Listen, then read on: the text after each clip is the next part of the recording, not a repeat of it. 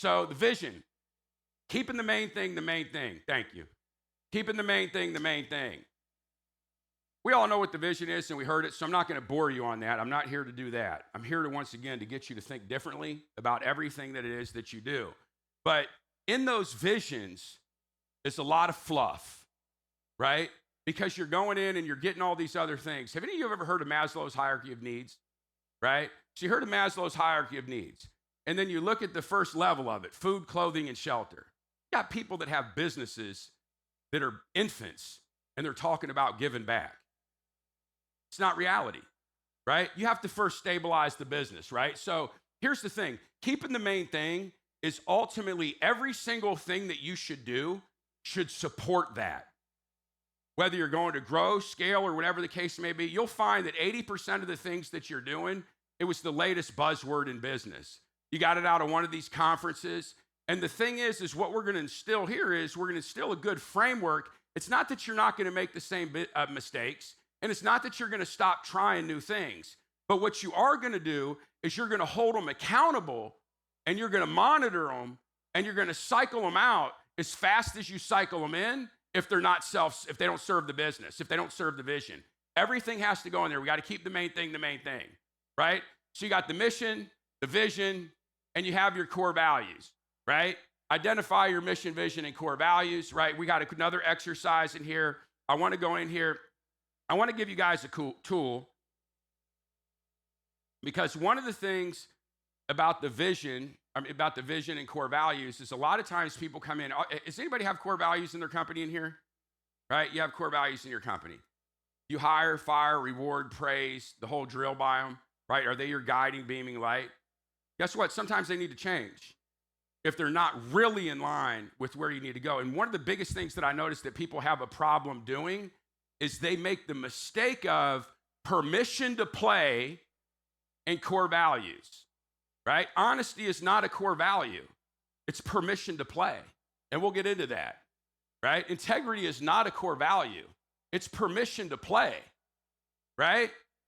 So if you go in, you can't instill integrity in somebody that doesn't have it, right? You can just spend a lot of time with them just to end up 3 years in working with them, and you just wasted 3 years of your life and your company's not scaling. That's the purpose of the exercise, because I've been down these roads. I had to learn all these things. So when I did my core values, it took me longer than most people. And that's because I researched and I studied and I got coached. I went to Ritz-Carlton. I did Ritz-Carlton leadership coaching. I did all these coaching classes, everything, spent hundreds of thousands of dollars. And the big differentiator that I found was that 80% of people don't use them, right? Maybe 90. And then the other one is they were overstating the obvious, right? When they were on them. The core values were basically permission to play, where we can cycle that out. So I'm going to do an exercise that's going to help you, because the reason why I'm doing this is because when you grow and scale, especially for some of you guys that are young, and when I mean young, I don't mean in your 20s, I mean young in the life cycle of your business. If you're young in the life cycle of your business, it's easy to make these trade-offs for the fast wins. But when you want to get to these big, massive numbers, if you don't want to get hung up at 30 million or 40 million or 60 million or even 8 million or 6 million or 3 million, if you don't want to get hung up, it's important that the idea of what we're doing here right now is to give you the framework to reduce mistakes so you can grow and scale without disruption. Core values. What are your core values? Like just you're reflecting on, and here's the other thing, your vision. This is a big one. So I do a kickoff meeting every month. Every month when I go in and I do my kickoff meeting, I reaffirm the core values. I say these values matter to us, right?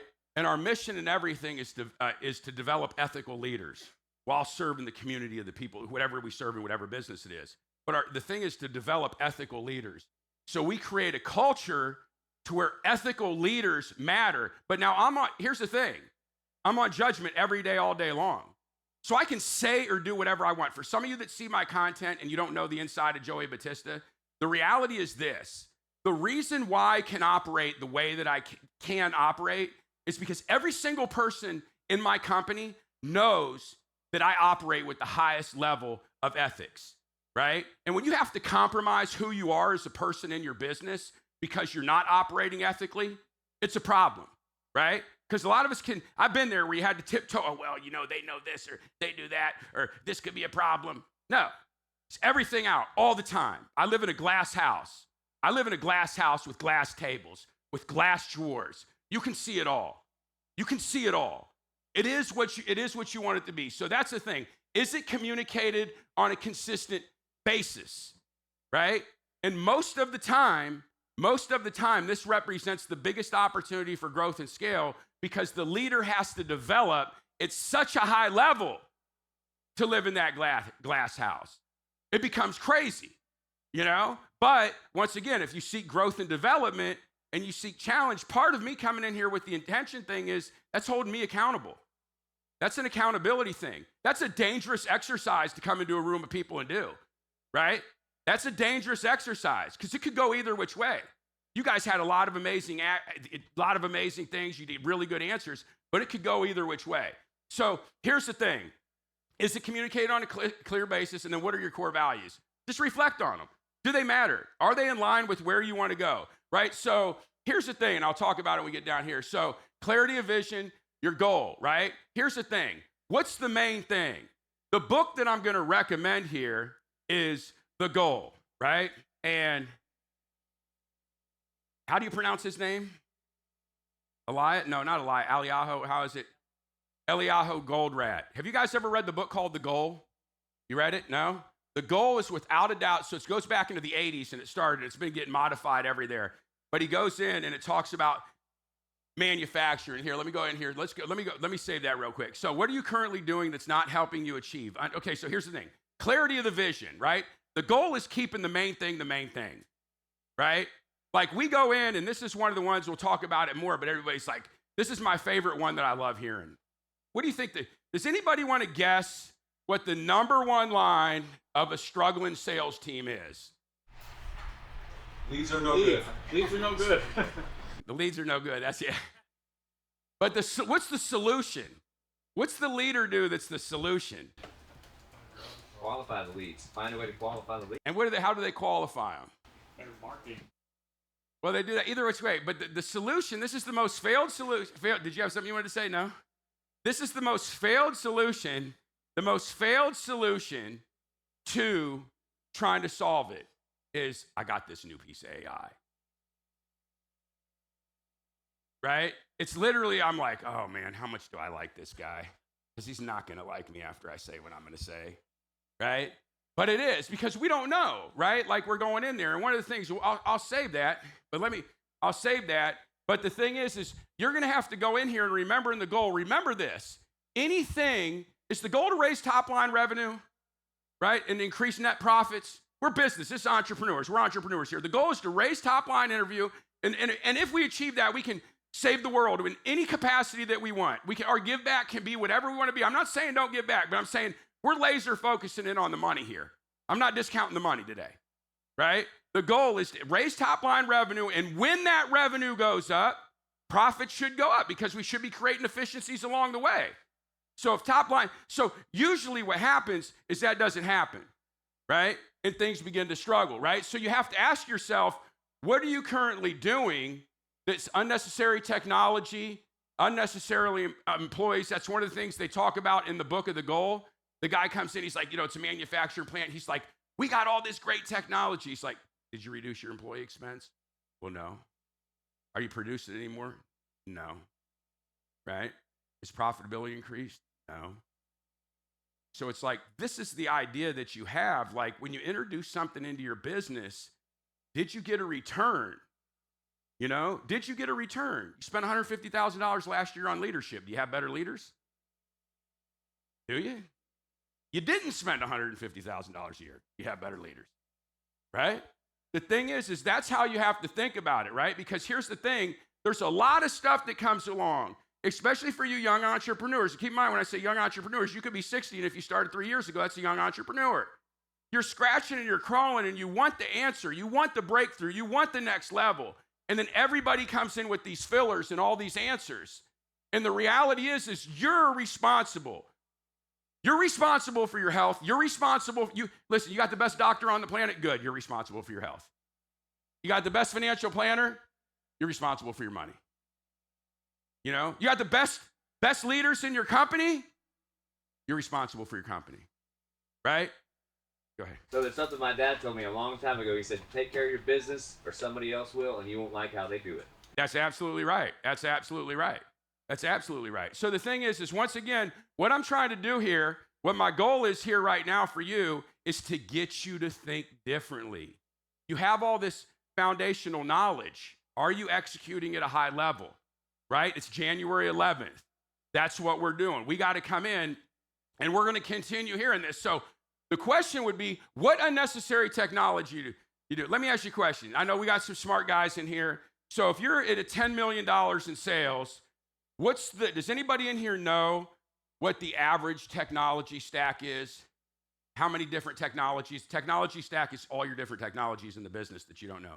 A company at 10, does anybody know the number?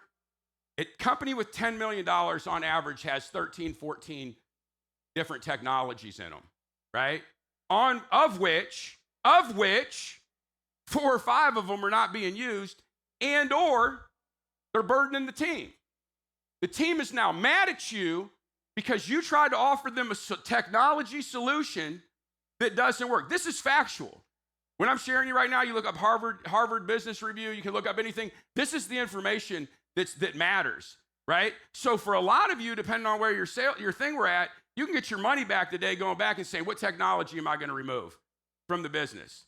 I spent $150,000 on HR software. All my team was pissed off at me. And do we hire any better? Do we get anything better? I was like, they're like, we want to use this one. I'm like, you know what? The best technology is the one that the team wants to use, right? Because they're the ones doing the work. I don't assign technology to my team. I don't do it. I say, here you guys go. We're going to follow the system. Here's what you're going to do. We need a 3-quote system. We need shop 3 people. Everything's the rule of 3. Everything I do is the rule of 3. Good decision making, that's fine. You can do whatever you want to do. It's totally fine. Just bring me 3 proposals. Go ahead, shop them, vet them, get everything in there. And when you guys decide what you want to do, let me know. I'll sit and I'll look at them. If you decide you want to move forward, I'll look at all 3, and then I'll co-sign the decision. If that's what you want to do, I'll stamp it, right? And what I found most of the time is they don't want to make the change and or they make the right decision, but when the technology gets implemented, now they use it, right? So that's just on the technology piece. Employees, right? And we're going to talk about that. Yeah, listen, this is a business. I know Sarah's Sarah and Joey's Joey and Bobby's Bobby and Bradley's Bradley, and that's all nice, okay? But the reality is this is business.